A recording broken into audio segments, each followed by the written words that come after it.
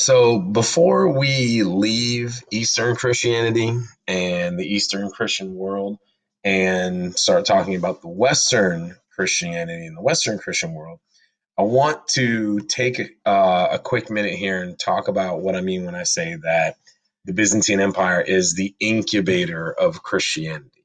So by 700 CE, after the establishment of Islam, after the establishment of the Islamic Caliphate and its unbelievable expansion. The Byzantine Empire is one of two remaining Christian states in the world. The majority of the Christian homeland has fallen to Islam. Christianity has become a minority in places where it was formerly, you know, the overwhelming majority. Millions of Christians convert to Islam for a number of different reasons, which we've talked about quite a bit. But Byzantium stands as the one truly significant Christian state left in the world. And, again, they are able to safeguard Christianity over the next several hundred years while the Roman Catholic Church sorts things out and attempts to convert these pagan barbarians as Islam grows and contracts and grows and contracts again. The Byzantines are the one Christian state that, even though they go through ups and downs, never disappears. All right. They're going to maintain for another 700 plus years. Now, because they are the sole Christian state after 700 CE, Byzantium and the Byzantines have a lot of influence over the development of this period in Christian history. And because of their isolation and their distance from Rome and the Roman Catholic Church, Orthodox Byzantine Christianity develops, significantly different. They develop their own dogma, their own liturgy, their own practices. The practice of Caesareopapism develops, where the power of the church is augmented by the emperor. Political authority is amplified by the religious authority. The church benefits the state benefits the church. But the important thing for you guys to remember out of this is not so much the Caesareopapism, because that's not an uncommon thing. We've talked lots of times about how religion and the state support one another. What's important to take out of this is that because of the Byzantine isolation as the single Christian state in a sea of Muslims on one side and pagans on the other, they develop significant differences from Western Christianity, doctrinal differences, different opinions on the divinity of Jesus, different opinions on the idea of the Trinity of the Holy Spirit. There's also liturgical differences, differences in baptism, differences in practice, different requirements for clergy. Roman Catholic priests are, celibate, while, Eastern Orthodox priests are allowed to marry and have children. The biggest difference, though, is political, right? So, because of Caesareopapism, the head of the Orthodox Church is also an emperor. He is also a political leader.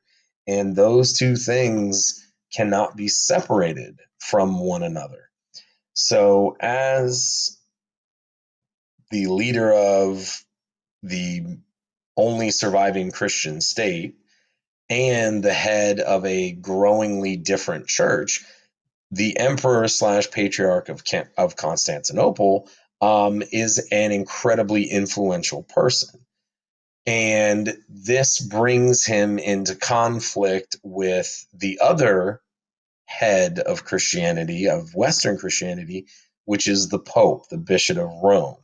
And over several hundred years, the conflict between these two groups, while it takes place on many different levels, it takes place on the level of belief, it takes place on the level of practice, of all these things. The biggest growing difference between them is political power. Both of these very important Christian leaders see themselves as the true leader of all Christians everywhere, and that their doctrine and their dogma and their practices should be considered the true faith, and that the practices of the other side are heretical, they are, sinful in the eyes of God. And what this leads to is what's known as the Great Schism of 1054. And although there were a lot of divisions in early Christianity, it was based mainly upon location. Yeah, they led to some doctrinal differences. You have Coptic Christianity and Armenian Christianity and Nestorian Christianity in Persia. But those were,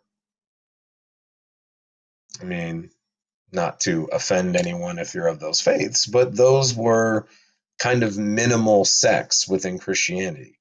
The Great Schism of 1054, though, is a massive shaking of the family of Christianity. Roman Catholic Christianity and Eastern Orthodox Christianity formally split and branch off from one another. So you have the first major divide within Christianity.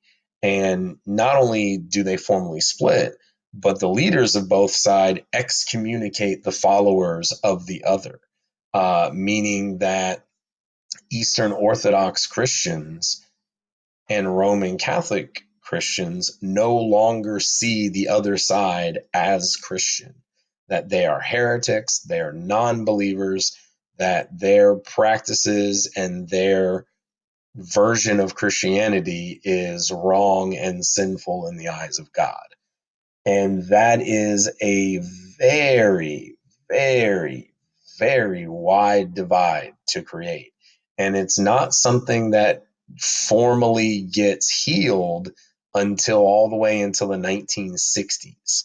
Okay, so for almost 1,000 years, Roman Catholics and Eastern Orthodox Christians don't see one another as fellow Christians, right?